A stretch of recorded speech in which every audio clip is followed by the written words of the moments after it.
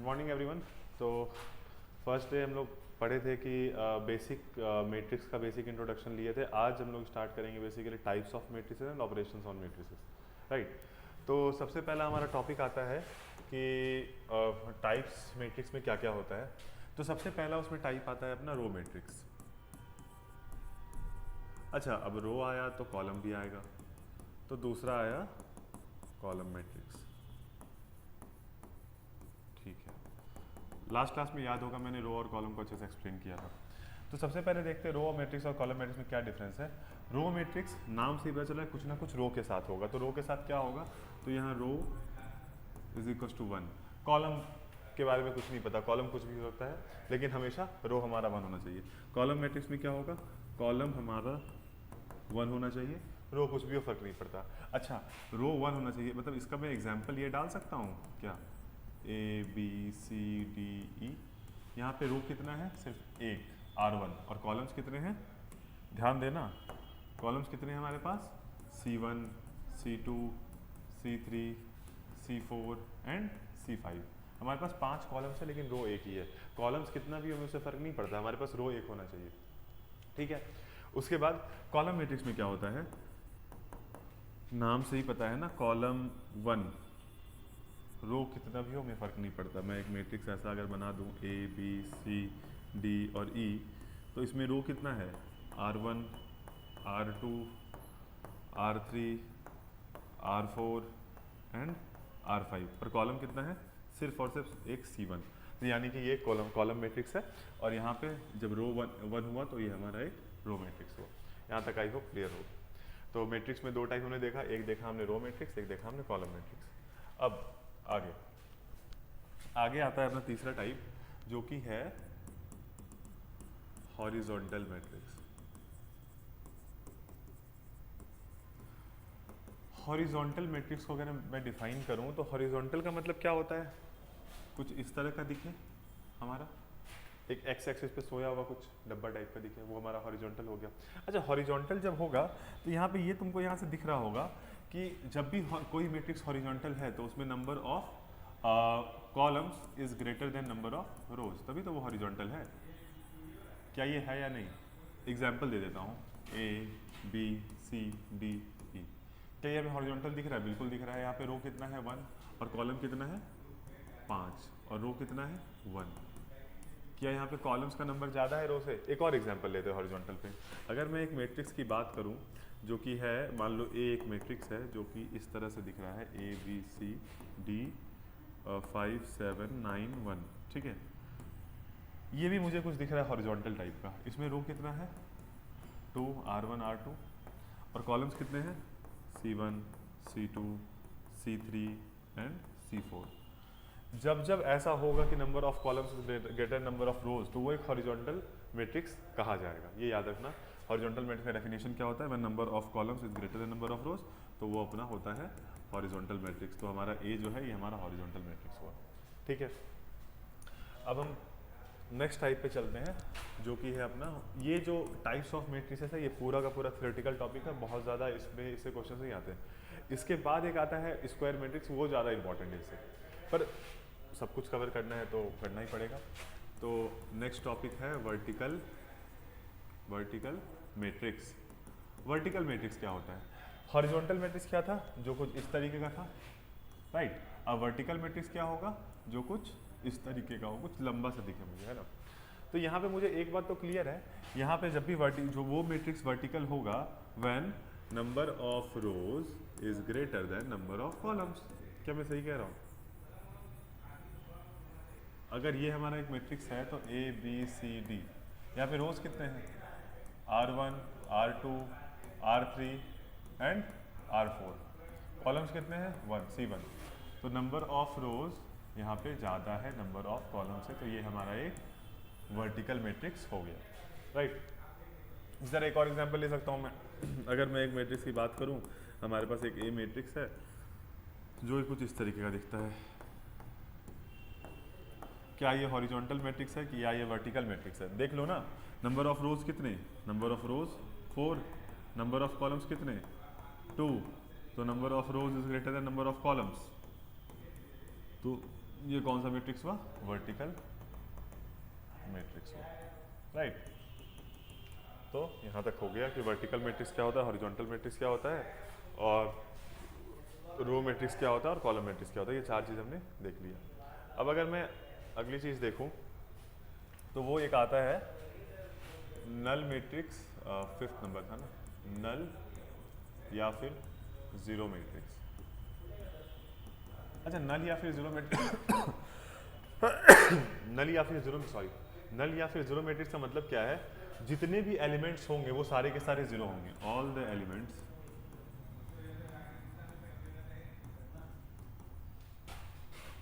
Present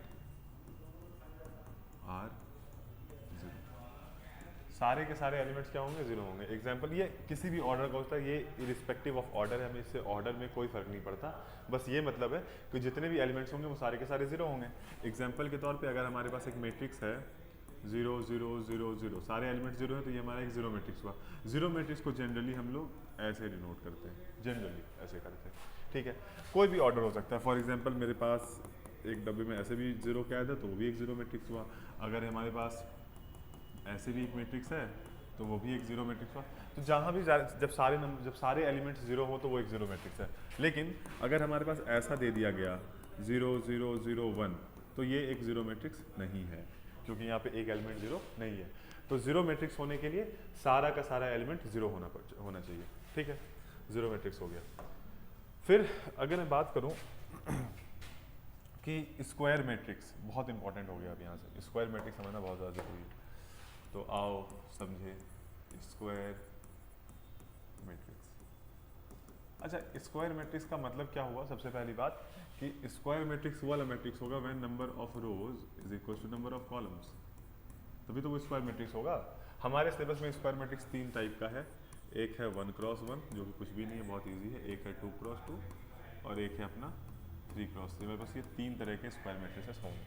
सबसे पहली बात कि स्क्वायर मैट्रिक्स वाला मैट्रिक्स है जब नंबर ऑफ रो और नंबर ऑफ कॉलम्स इक्वल होंगे। फॉर एग्जांपल, अगर मैं तुम लोग को तो ऑर्डर्स फाइंड करना बताया था, अगर मैं तुमको एक सवाल दूं, हमारे पास अगर ए एक मैट्रिक्स है जो कि है ABCD, तो क्या ये एक स्क्वायर मैट्रिक्स है? तो इसका ऑर्डर लिखो, 2 row cross 2 columns, 2 row 2 column, मतलब number of rows is equal to number of columns, तो ये एक स्क्वायर मैट्रिक्स है, ठीक है। ठीक उसी तरह अगर मैं तुमको एक उदाहरण दूं और कि हमारे पास मान लो एक बी मैट्रिक्स है जो कि है ABC 1 3 5 7 2 1, इसका ऑर्डर क्या हुआ? 3 क्रॉस 3। क्या मतलब हुआ इसका? नंबर ऑफ रोज और नंबर ऑफ कॉलम्स आपस में इक्वल है। तो जब नंबर ऑफ रोज और नंबर ऑफ कॉलम्स आपस में इक्वल है तो वो हमारा एक स्क्वायर मैट्रिक्स हो गया। तो यहाँ तक समझ में आ गया कि स्क्वायर मैट्रिक्स क्या होता है? जब नंबर ऑफ रोज और नंबर ऑफ कॉलम्स आपस में इक्वल हो तो वो हमारा स्क्वायर मैट्रिक्स होता है। स्क्वायर मैट्रिक्स हमारे सिलेबस में तीन तरह का है, एक 1 क्रॉस 1, एक 2 क्रॉस 2 और एक 3 क्रॉस 3। क्लियर? अब स्क्वायर मैट्रिक्स में एक बहुत इंपॉर्टेंट चीज आता है, इसको बोलते हैं डायगोनल एलिमेंट्स, या फिर प्रिंसिपल डायगोनल एलिमेंट, या फिर लीडिंग डायगोनल एलिमेंट। इस पे इतने सवाल हैं, मतलब इस प्रिंसिपल डायगोनल के बिना कोई क्वेश्चन बनेगा ही नहीं। कुल मिला के इतनी सी बात है। अगर प्रिंसिपल डायगोनल हमें नहीं पता है तो हमारा पूरा बेकार है, ठीक है। तो फॉर एग्जांपल, अगर मैं एक स्क्वायर मैट्रिक्स बनाऊँ 3 क्रॉस 3 ऑर्डर का बनाता हूँ, जैसे ABCDEFGHI,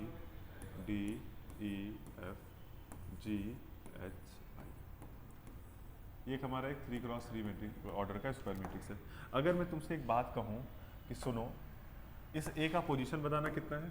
इस ए का पोजीशन है 1 1 1, मैंने एड्रेस बताया था ना लास्ट क्लास में, वही है एड्रेस। अच्छा, बी का एड्रेस क्या है? 1 2 first to second column, C का 1 3, डी का second row first column, E का 2 2, एफ का second row third column, G का third row first column, third row second column और थर्ड रो थर्ड कॉलम, ठीक है। अच्छा, एक बात बताओ, तुम्हें ए, ई और आई में कुछ खास दिखा? क्या दिखा इसमें खास? कि यहाँ पे रो नंबर और कॉलम नंबर आपस में इक्वल है। यहाँ पे रो नंबर और कॉलम नंबर इन तीनों एलिमेंट्स में आपस में इक्वल है। ए का 1 1 है, बी का 2 2, ई का 2 2 है, आई का 3 3 है। मतलब जो रो नंबर है वही हमारा कॉलम नंबर है इन तीनों मैट्रिक्स में। क्या मतलब? तो ये इससे क्या पता चलता है कि मतलब ये जो तीन एलिमेंट्स है A, E, I are principal diagonal elements, या फिर इनको शॉर्ट में कहा जाता है डायगोनल एलिमेंट्स, भी इन्हीं को कहा जाता है डायगोनल एलिमेंट्स। और ये जो है इसको बोला जाता है लीडिंग डायगोनल या फिर प्रिंसिपल डायगोनल। मेन तुम्हारे लिए यही है, प्रिंसिपल डायगोनल एलिमेंट्स कौन कौन से हैं, जो जो एलिमेंट्स इस लीडिंग डायगोनल के अक्रॉस लाई करेंगे वो हमारे प्रिंसिपल डायगोनल एलिमेंट्स कहलाएंगे। क्या कहलाएंगे? जो जो एलिमेंट्स हमारे लीडिंग डायगोनल या प्रिंसिपल डायगोनल एलिमेंट्स के में लाई करेंगे वो हमारे प्रिंसिपल डायगोनल एलिमेंट या फिर लीडिंग डायगोनल एलिमेंट्स कहलाएंगे। अब इसी के बेसिस पे हमारे स्क्वायर मैट्रिक्स को फर्दर और क्लासिफिकेशन किया गया है। तो देखते हैं, लास्ट ये टॉपिक स्क्वायर मैट्रिक्स के टाइप्स देखते हैं। पहला आता है इसमें एक डायगोनल मैट्रिक्स। डायगोनल मैट्रिक्स में नाम से ही पता चल रहा होगा, डायगोनल का कुछ ना कुछ खेल होगा। अब डायगोनल क्या था? डायगोनल यही तो था, लीडिंग डायगोनल, प्रिंसिपल डायगोनल या डायगोनल एलिमेंट सारे यही थे, तो यही। अब इस पर कुछ ना कुछ गड़बड़ होगा, ठीक है। दूसरा, इसी डायगोनल मैट्रिक्स के अंतर्गत आता है अपना scalar matrix. The third one is identity matrix.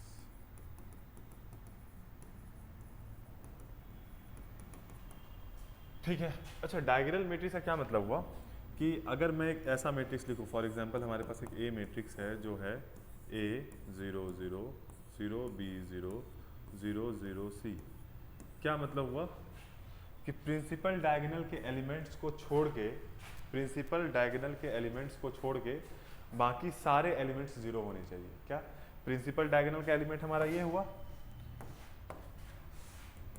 A B C, ये कुछ भी हो, सेम हो डिफरेंट हो, फर्क नहीं पड़ता, लेकिन इसके अलावा सारा जीरो होना चाहिए। इसको मैं मैथमेटिकली ऐसे नहीं लिख सकता हूँ Aij is equal to 0 when I is not equal to j। इसको मैं ऐसे लिख सकता हूँ, बिल्कुल लिख सकता हूँ, क्योंकि इन सारे केसेस में I और j इक्वल नहीं है। मतलब कि प्रिंसिपल डायगोनल को छोड़ के, प्रिंसिपल डायगोनल के अलावा सारे के सारे एलिमेंट हमारे जीरो होने चाहिए। तो वो हमारा किसके टाइप में आ गया? डायगोनल मैट्रिक्स का टाइप आ गया, ठीक है। उसके बाद अगर मैं बात करूँ स्केलर मैट्रिक्स की, तो स्केलर मैट्रिक्स कुछ इस तरह का होता है हमारा। डायगोनल कहीं अंदर आता है k 0 0 0 k 0 0 0 k। क्या मतलब हुआ कि प्रिंसिपल डायगोनल को छोड़ के सारे एलिमेंट्स जीरो, पहला कंडीशन ये है। तो अगर ये वाला कंडीशन है तो ये तो फिर डायगोनल मैट्रिक्स कहलाना चाहिए। लेकिन नहीं, डायगोनल मैट्रिक्स में क्या था कि ये जो तीन एलिमेंट्स थे ये सेम डिफरेंट कुछ भी हो सकते थे, पर यहाँ पे जो ये तीनों एलिमेंट्स है, ये तीनों के तीनों एलिमेंट्स सेम होने चाहिए, कोई भी एक सेम नंबर होना चाहिए। फॉर एग्जांपल अगर मैं एक एग्जांपल दूँ इसका एक, तो ऐसे 1 0 0 0 1 0 0 0 1 या फिर 2 0 0 0 2 0 0 0 2। तो ये सब का सब ना स्केलर मैट्रिक्स का एग्जांपल है। तो इसको मैं मैथमेटिकली कैसे लिख सकता हूँ? Aij is equal to 0 when I is not equal to j, ठीक। और Aij is equal to k, कोई भी कांस्टेंट नंबर चलेगा, 1 10 15 19 1000 1 लाख, कुछ भी चलेगा, लेकिन ये तीनों जगह सेम होना चाहिए, when I is equal to j। ये दो कंडीशन याद रखना, स्केलर मैट्रिक्स हो गया। यही दो चीज़ थी। और डायगोनल मैट्रिक्स में यही था कि जब Aij इक्वल हो I और j तो वो जीरो होता है, बस, ठीक। फिर थर्ड पे चलते हैं आइडेंटिटी मैट्रिक्स। या तो ये सबसे आसान है और सबसे ज़्यादा इंपॉर्टेंट अगर कोई मैट्रिक्स है तो वो आइडेंटिटी मैट्रिक्स है। इसको हम लोग I से डिनोट कर रहे होते हैं। और क्या होता है यहाँ पे होता है, यहाँ स्केलर मैट्रिक्स में क्या था कि डायगोनल के एलिमेंट सारे एलिमेंट सेम होने चाहिए। यहाँ पे जो सेम एलिमेंट है वही फिक्स होगा, 1 0 0 1 0 0 0 1। मतलब डायगोनल के एलिमेंट्स जितने भी, डायगोनल के अलॉन्ग जितने भी एलिमेंट्स हैं वो सारे के सारे हमारे क्या होने चाहिए? 1 होने चाहिए, तभी वो कहलाएगा क्या? Identity matrix. मतलब इसको अगर मैं मैथमेटिकली लिखना चाहूँ, Aij is equal to 0 when I is not equal to j, और Aij is equal to 1 when I is equal to j। Clear है यहाँ तक? यहाँ पे टाइप्स अपना खत्म हो गया। एक होता है अपर ट्रायंगल, लोअर ट्रायंगल, वैसे तो वो बहुत ज़्यादा इंपॉर्टेंट नहीं है, पर फिर भी अभी इन्होंने देख लेंगे। तो सबसे पहले आता है क्या? डायगोनल मैट्रिक्स क्या था? तीनों में डिफरेंस क्या था? डायगोनल मैट्रिक्स क्या था? डायगोनल मैट्रिक्स वो मैट्रिक्स था जब डायगोनल के अलावा सारे एलिमेंट्स जीरो थे, और डायगोनल वाले एलिमेंट्स सेम भी हो सकते थे, डिफरेंट भी हो सकते थे, कोई फर्क नहीं पड़ता। डायगोनल वाले एलिमेंट्स जीरो भी होते, कुछ फर्क नहीं पड़ता हमें सिर्फ मतलब किससे? नॉन डायगोनल एलिमेंट से, वो जीरो होने चाहिए।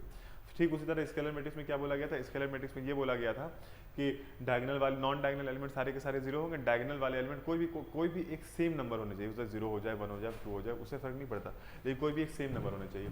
और आइडेंटिटी मैट्रिक्स क्या था कि नॉन डायगोनल एलिमेंट सारे के सारे जीरो होंगे, लेकिन डायगोनल वाले एलिमेंट सारे के सारे हमारे 1 होने चाहिए। तो ये हो गया अपना आइडेंटिटी मैट्रिक्स। यहाँ तक क्लियर है? उसका हॉरिजॉन्टल वर्टिकल ठीक है, वो तो ईजी था, क्लियर है। अब ये स्क्वायर मैट्रिक्स का और दो वैरायटी आता है, एक होता है अपर ट्राइंगुलर और एक होता है लोअर ट्राइंगुलर। ट्राइंगुलर मैट्रिक्स को जनरली बोला जाता है, पर ये होता है स्क्वायर मैट्रिक्स में ही है, ट्राइंगुलर मैट्रिक्स। ये हम क्लासिफिकेशन का लास्ट टाइप पढ़ रहे हैं। First one is upper triangular,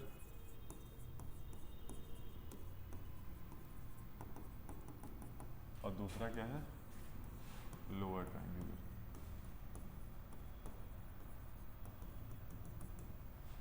अच्छा, अपर ट्राइंगुलर और लोअर ट्राइंगुलर। अपर ट्राइंगुलर क्या मतलब है कि कुछ अपर वाले पार्ट को बेनिफिट मिल रहा होगा। अब किसके अपर वाले पार्ट को बेनिफिट मिल रहा होगा वो अभी हम देखेंगे। मेरे पास मान के चलो एक ए मैट्रिक्स है,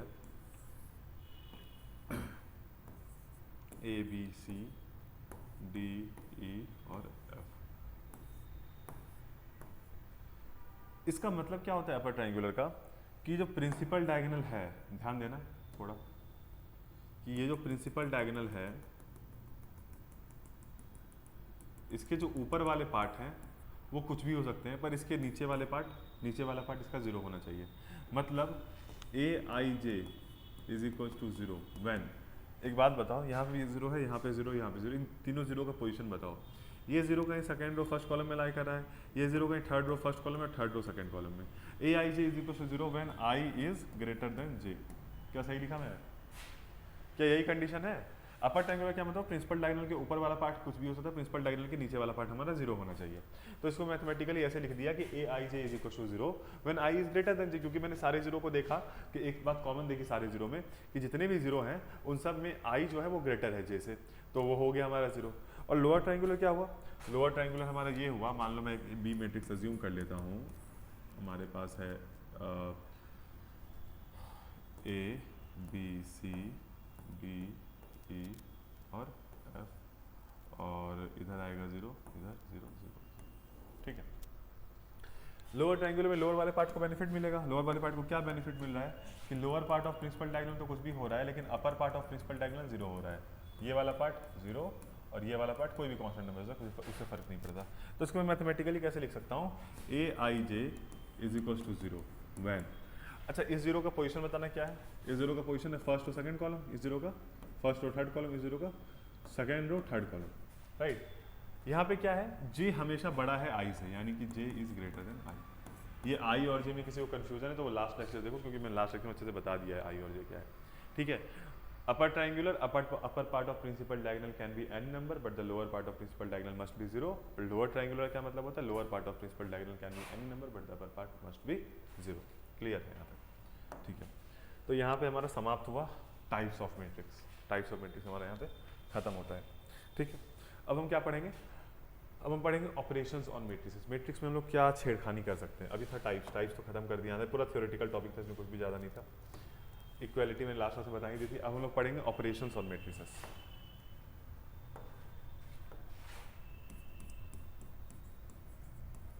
ऑपरेशंस ऑन मैट्रिसेस में मैं क्या क्या कर सकता हूँ वो मैं देखना पड़ेगा। तो सबसे पहला तो मैं ये कर सकता हूँ कि दो मैट्रिक्स को या तीन मैट्रिक्स को मैं ऐड कर सकता हूँ, एडिशन।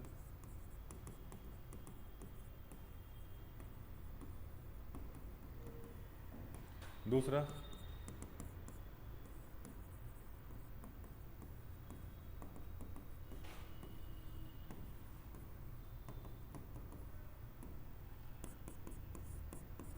Multiplication bye scalar.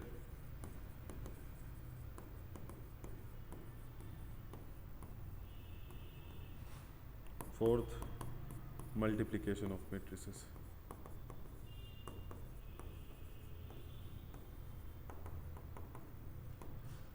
क्या मतलब हुआ कि एडिशन कर सकता हूँ, सब्ट्रैक्शन कर सकता हूँ, मल्टीप्लिकेशन बाय स्केलर कोई भी एक कांस्टेंट नंबर से मल्टीप्लाई कर सकता हूँ, या फिर मल्टीप्लिकेशन दो या तीन मैट्रिक्स से कर सकता हूँ। और मैट्रिक्स डिवीजन जो होता है पॉसिबल नहीं होता है, यहाँ लिख लो डिवीजन एकदम हाईलाइट करके, not possible, matrix division possible नहीं होता है। तो ये तो क्लियर हो गया, ठीक है। अब मैं सबसे पहले सिखाऊंगा एडिशन और सब्ट्रैक्शन। लास्ट क्लास में हम लोगों ने देखा था कि दो मैट्रिक्स इक्वल कब होता है, एडिशन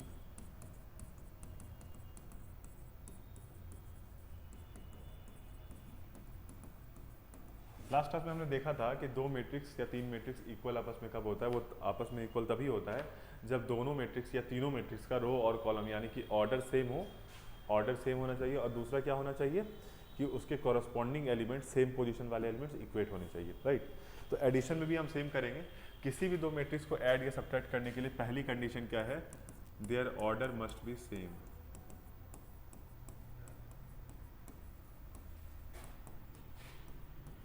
उन दोनों मैट्रिक्स का ऑर्डर सेम होना चाहिए, पहली बात तो ये हो गई कि मतलब 2x2 मैट्रिक्स को मैं 2x2 मैट्रिक्स से ही ऐड या सब्ट्रैक्ट कर सकता हूँ, 3x3 मैट्रिक्स को 3x3 मैट्रिक्स से मैं ऐड या सब्ट्रैक्ट कर सकता हूँ, ये जो भी है, ठीक है, ऑर्डर मस्ट बी सेम। और दूसरा कंडीशन क्या है, पहला तो ऑर्डर सेम होना चाहिए, दूसरा हमें ऐड या सब्ट्रैक्ट कर देना है कॉरस्पॉन्डिंग एलिमेंट्स।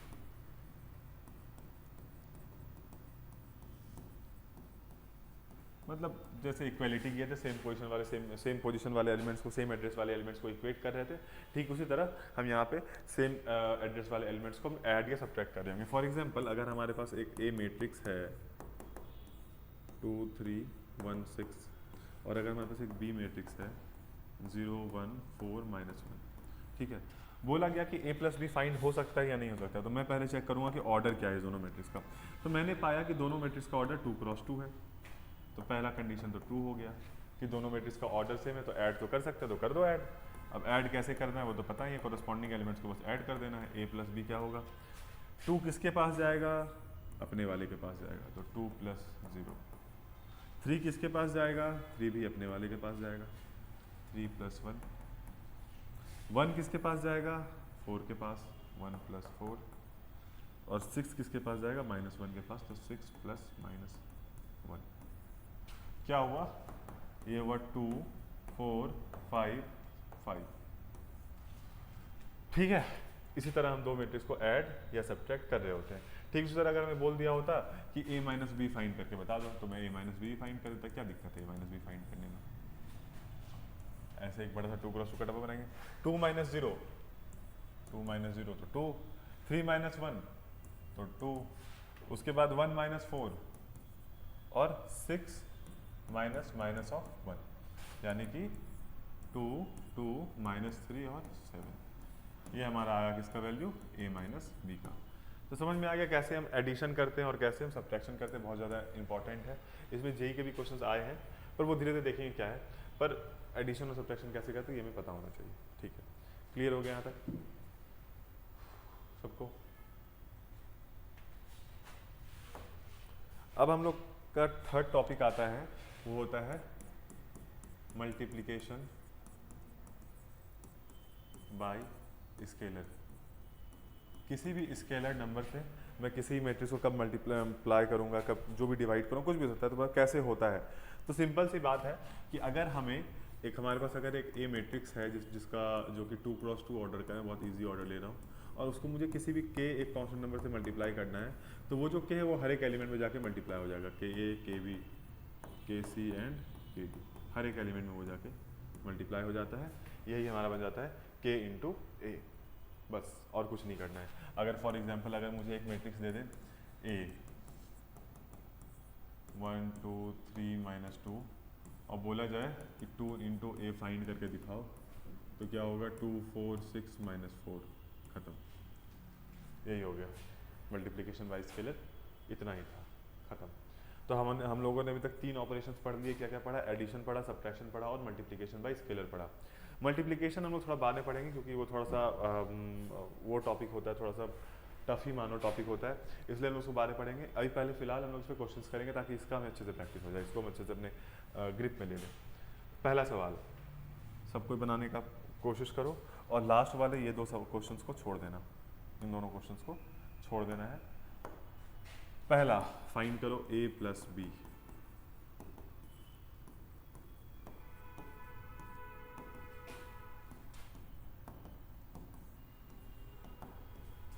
क्या बना ये 3 7 1 और 7। कैलकुलेशन चेक करते चलना, हो सकता है कैलकुलेशन मिस्टेक कर दो। a minus B 2 4 3 2 minus 1 3 minus 2 5, तो ये आया अपना 1 4 माइनस 3 1 3 प्लस 2 5 और 2 5 माइनस 3। देखो a माइनस बी आ गया, a प्लस बी आ गया, सही आया सारा, ठीक है। अब अपन कहाँ जाएंगे 3a माइनस सी, 3a माइनस सी। तो पहले तो तुम स्केलर मल्टीप्लिकेशन 3 टाइम्स a को मल्टीप्लाई करो तो 2 4 3 2 और माइनस किससे करना है c से, माइनस 2 5 3 और 4, तो क्या हुआ अपना 6 12 9 6 minus minus 2 5 3 4, 6 plus 2 8 12 minus 5 7 9 minus 3 6 6 minus 4 2। क्या ये आंसर आ रहा है? ठीक है। नेक्स्ट क्वेश्चन ये बनाओ, बोला गया if possible find a plus B. अच्छा ऑर्डर ए का क्या है, ऑर्डर ए का ऑर्डर है 2 क्रॉस 2 एंड बी का ऑर्डर क्या है 2 क्रॉस 3, 2 रोज r1 r2 और कॉलम्स कितने हैं 3 c1 c2 एंड c3, तो 2 cross 3, hence order is not same, so we cannot calculate a plus। Clear है? नेक्स्ट बोला गया x प्लस वाई फाइंड करो, 2x माइनस 3y फाइंड करो और matrix z such that x plus Y plus Z is equal to 0। ठीक है, इसमें से मैं एक ये कर देता हूँ, फर्स्ट कर देता हूँ और एक थर्ड कर देता हूँ, सेकेंड खुद से कर लेना।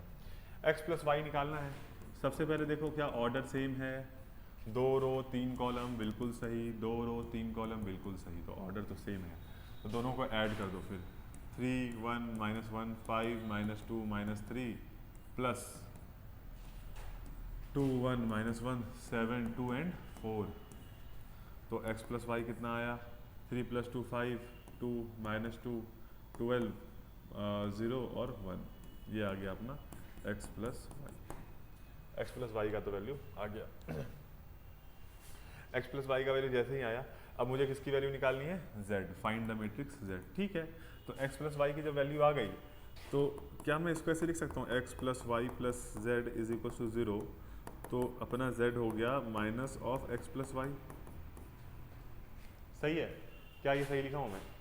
z को x और y को उधर लेके चला गया, साइन चेंज किया, minus of x plus Y. अच्छा x प्लस वाई तो मुझे पहले से ही पता है, तो डायरेक्टली z निकाल दो ना, माइनस ऑफ 5 2 माइनस 2 12 0 1, तो क्या आया माइनस 5 माइनस 2 2 माइनस 12 0 और माइनस 1।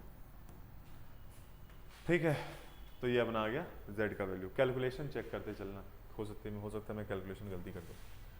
ठीक, ये देखो find non zero values of x, यहाँ पे x की वैल्यू निकालनी है, तो आओ निकाले x की वैल्यू। सबसे पहले स्केलर मल्टीप्लिकेशन का कॉन्सेप्ट आया, 2x स्क्वायर 2x 3x और x स्क्वायर प्लस 16 10x 8 और 8x is equal to 2x square प्लस 16 48 20 और 12x।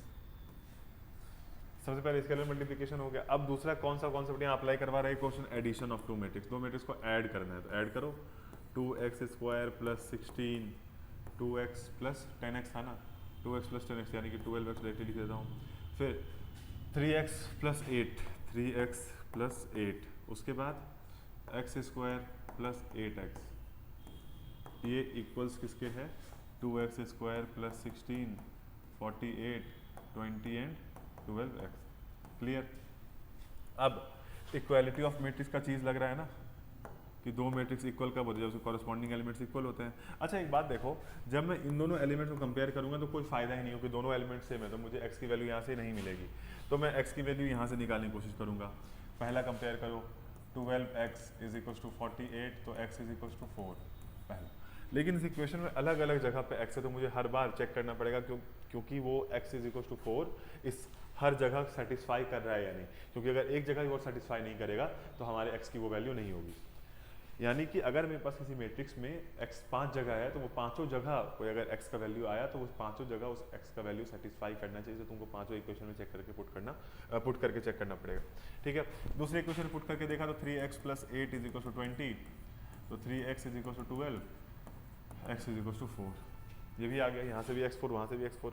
तीसरा भी कर लेते हैं, क्या जाता है, x² + 8x is equal to 12x, तो x² is equal to 4x, x is equal to 4, मतलब तीनों जगह से हमारे x की 4 ही आ रही है, यानी कि हमारे x की वैल्यू कितनी हो गई, 4 हो गई। क्लियर है? कैसे करना है इस टाइप का क्वेश्चन। नेक्स्ट 3a - 5b का निकालना है। ठीक है, तो a को 3 से मल्टीप्लाई कर दो और b को 5 से मल्टीप्लाई कर दो, तो 3a निकालो, 3a इज इक्वल टू 1 2 4 और यह है 7 6 2। ठीक है, और 5 भी क्या है अपना 1। समझ में आ रहा है ना क्या कर रहा हूँ। ए को पहले मैंने डायरेक्टली 3 से मल्टीप्लाई कर दिया, मैं दिखा नहीं रहा हूँ 3 से मल्टीप्लाई करके, 3 डायरेक्टली मैंने लिख दिया और 5 भी को डायरेक्टली 5 से मल्टीप्लाई करूँगा, तो जितने भी अपॉन में 5 है वो सारे के सारे कैंसिल हो जाएंगे, खत्म हो जाएंगे। 1 2 4 7 6 2, तो निकालना क्या था 3a - 5b, तो 3a की वैल्यू 1 2 4 7 6 2 माइनस 5b 1 2 4 7 6 2, क्या आया, एक नल मैट्रिक्स आया। a - b हमारा एक नल मैट्रिक्स आया जिसके सारे के सारे एलिमेंट्स क्या हैं, हमारे 0 हैं। ठीक है, समझ आ गया। नेक्स्ट सिंप्लीफाई करना है, cos थीटा स्केलर मल्टीप्लिकेशन से पहले मल्टीप्लाई कर दो, फिर एडिशन का रूल लगा के दोनों को ऐड कर दो, दोनों मैट्रिक्स को। तो ठीक है, पहले स्केलर मल्टीप्लिकेशन लगा के ऐड कर देता हूँ, तो cos² theta sine theta cos theta minus of sine theta cos theta cos² theta plus sin² theta minus of sine theta cos theta plus of sine theta into cos theta, और last में आता है sin² theta. अब addition of matrix का चीज़ लग गया, अरे ये माइनस क्यों है, माइनस नहीं है ये। अब एडिशन ऑफ टू मैट्रिसेस, तो दो मैट्रिक्स को ऐड कैसे करते हैं, add the corresponding element cos² theta plus sin² theta.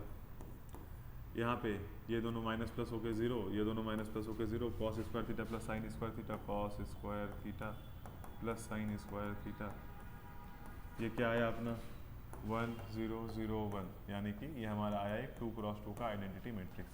अच्छा, आइडेंटिटी मैट्रिक्स में बात याद रखना, अगर तुम कभी ऐसा लिखा रहे आई नीचे में 2, पूरा 2 क्रॉस 2 ना लिखा रहे, तो इसका मतलब क्या होता है, ऑर्डर इसका अब 2 क्रॉस 2 है।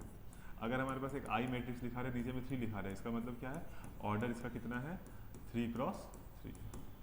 ठीक इसी तरह हम लोग का सब कुछ चलता रहता है। नेक्स्ट ये देखो x + y दे रखा है, x - y दे रखा है, फाइंड x एंड y। यहाँ पे x एंड y का कोई वैल्यू नहीं है, x और y यहाँ पे एक मैट्रिक्स है। ठीक है, मैं दो मैट्रिक्स को ऐड करूंगा तो सम उसका एक तीसरा मैट्रिक्स आएगा, दो मैट्रिक्स सब्ट्रैक्ट करूंगा तो भी उसका डिफरेंस जो है वो एक मैट्रिक्स ही आएगा। ठीक है, तो x + y और x - y दिया हुआ है, तो मुझे मैट्रिक्स x और मैट्रिक्स y निकालना है। तो मैट्रिक्स x और मैट्रिक्स y निकालने के लिए मैं एक काम कर सकता हूँ कि मैं पहले क्वेश्चन में, ध्यान देना, पहले क्वेश्चन में अगर मैं दोनों इक्वेशन को ऐड कर दूँ, क्या मतलब हुआ, x + y + x - y, दोनों इक्वेशन को मैंने ऐड कर दिया, x + y और x - y को, तो हमारे पास y और y कैंसिल हो जाएगा, आ जाएगा 2x। अब देखना क्या करूँगा, ये क्या हुआ 7 0 2 और 5, ये तो वैसे 10th क्लास से पढ़ते हैं, 3 0 0 और 3, y से y गया, क्या बना अपना 2x = 10 0 2 और 8, तो x मैट्रिक्स क्या आया हमारा, ये 2x, x मैट्रिक्स है क्या, क्योंकि मैट्रिक्स को हम कैपिटल लेटर से दिखाते हैं, तो x मैट्रिक्स क्या आया 1/2 10 0 2 8, x मैट्रिक्स आया 5 0 1 और 4। समझ आ गया कैसे निकला एक्स मैट्रिक्स। ठीक उसी तरह मैं वाई मैट्रिक्स निकाल लूंगा, एक को या तो पुट कर लो या फिर दोनों को इसमें सब्ट्रैक्ट कर दो तो भी वाई मैट्रिक्स आ जाएगा। तो मैं काम करता हूँ दोनों इक्वेशन को सब्ट्रैक्ट ही कर देता हूँ। तो X plus Y minus X plus Y subtract करूँगा तो वाई का साइन चेंज होकर प्लस हो जाएगा। ठीक है, ये क्या हुआ 7 0 2 और 5 माइनस 3 0 0 3 एक्स से एक्स फिर से गया 2y is equal to 7 minus 3 4 0 2 2। तो y यहाँ से क्या आया अपना, y मैट्रिक्स आया अपना 2 0 1 1। ठीक है, एक जगह से x मैट्रिक्स भी आ गया और एक दूसरी जगह से y मैट्रिक्स भी आ गया। अब हमारा जो नेक्स्ट वाला क्वेश्चन है ये खुद से ट्राई करना। इसमें क्या करना है तुमको, एक बार दोनों का कोफिशिएंट सेम, कोई भी x को पहली बार ले लो तो x को सेम बनाना है। अब x को सेम बनाने के लिए क्या करोगे, तुम पहले इक्वेशन को 3 से मल्टीप्लाई करोगे, दूसरे इक्वेशन को 2 से मल्टीप्लाई करोगे और दोनों को सेपरेट कर दोगे। फिर दूसरी बार तुम y को सेम बनाओगे, y को सेम बनाने के लिए क्या करोगे, पहले इक्वेशन को 2 से मल्टीप्लाई करेंगे, दूसरे इक्वेशन को 3 से मल्टीप्लाई करेंगे, दोनों को सब्ट्रैक्ट कर देंगे। ठीक उसी तरह ये क्वेश्चन सॉल्व हो जाएगा, ज़्यादा दिमाग इसमें नहीं लगाना है।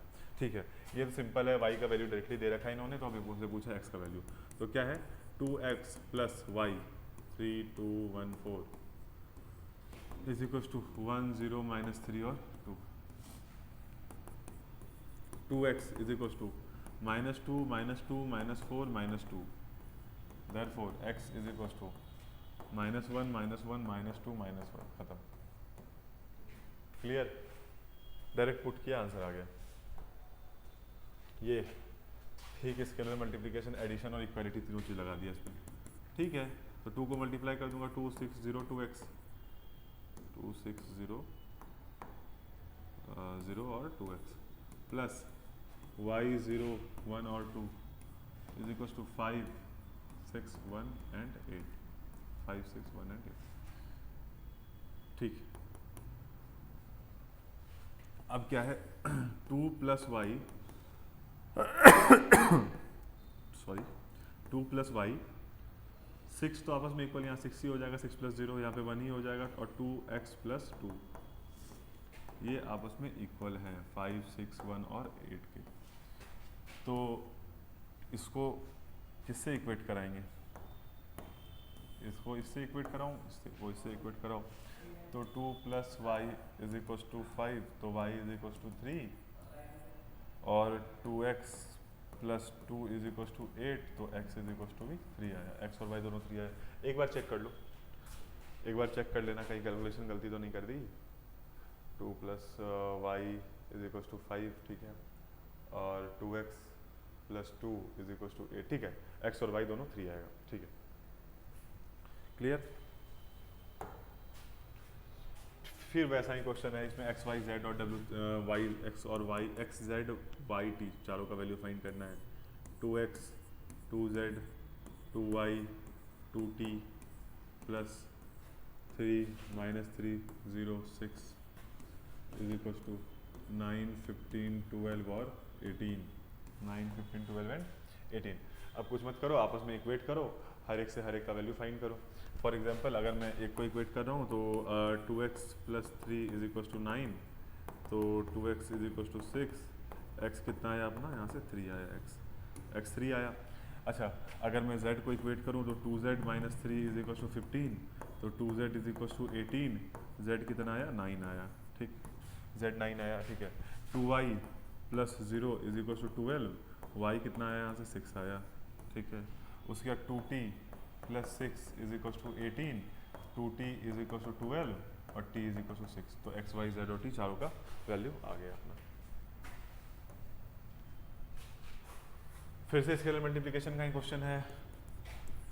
2x 3x plus minus y y is equal to 10 5, two equations, two variables, 2x minus y is equal to 10 equation first and 3x plus y is equal to 5 equation second.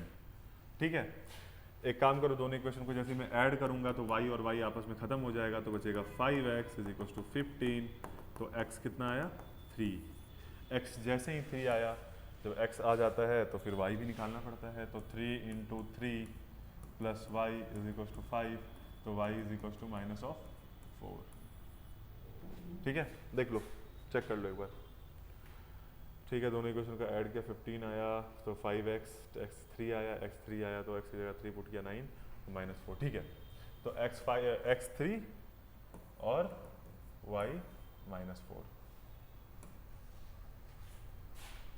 ये question खुद से try करना एक बार, कुछ है नहीं, अब same ही question है। अब आ गए हम लोग मैट्रिक्स मल्टीप्लिकेशन, अब आ गए मैट्रिक्स मल्टीप्लिकेशन पे। तो टॉपिक का नाम दो multiplication of matrices.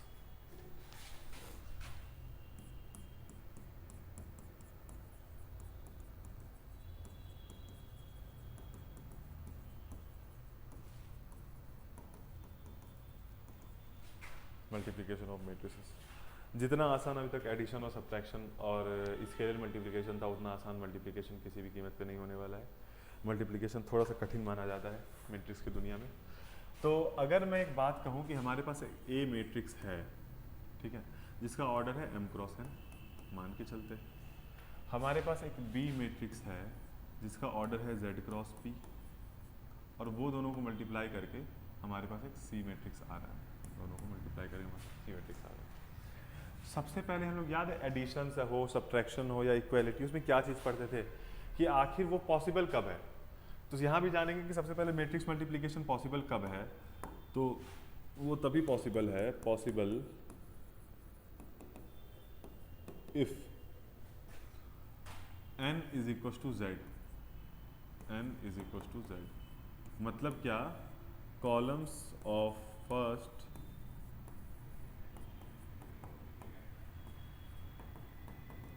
must be equal to rows of second matrix। पहले मैट्रिक्स का कॉलम और दूसरे मैट्रिक्स का रो बराबर होना चाहिए, तभी आपस में मल्टीप्लिकेशन पॉसिबल है। ठीक है, पहला कंडीशन तो ये हो गया। दूसरा कंडीशन जो हमारा सी आएगा उसका ऑर्डर क्या होगा, तो दिस क्रॉस दिस, मतलब m क्रॉस p, पहले मैट्रिक्स का रो क्रॉस दूसरे मैट्रिक्स का कॉलम। सबसे पहली बात, पॉसिबल कब होगा, जब पहले मैट्रिक्स का कॉलम दूसरे मैट्रिक्स के रो के इक्वल होगा, और जो हमारा प्रोडक्ट आएगा उसका क्या ऑर्डर होगा, पहले मैट्रिक्स का रो क्रॉस दूसरे मैट्रिक्स का कॉलम। क्लियर, बस यही था मैट्रिक्स का मल्टीप्लिकेशन। ठीक है, अगर मैं एक दो मैट्रिक्स को मल्टीप्लाई करना सिखाऊं, कि अगर हमारे पास एक मैट्रिक्स है जो कि है A 1 2 3 4 और B है 2 0 0 1, क्या इसका मल्टीप्लिकेशन पॉसिबल है?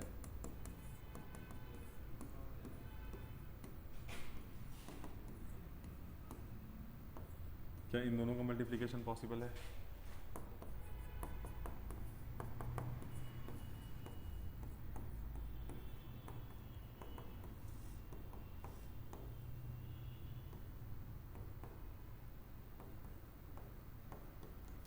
इन तीनों को बताओ मैट्रिक्स मल्टीप्लिकेशन पॉसिबल है या नहीं। तो पॉज करना वीडियो को और बताना, मैं बताता हूँ।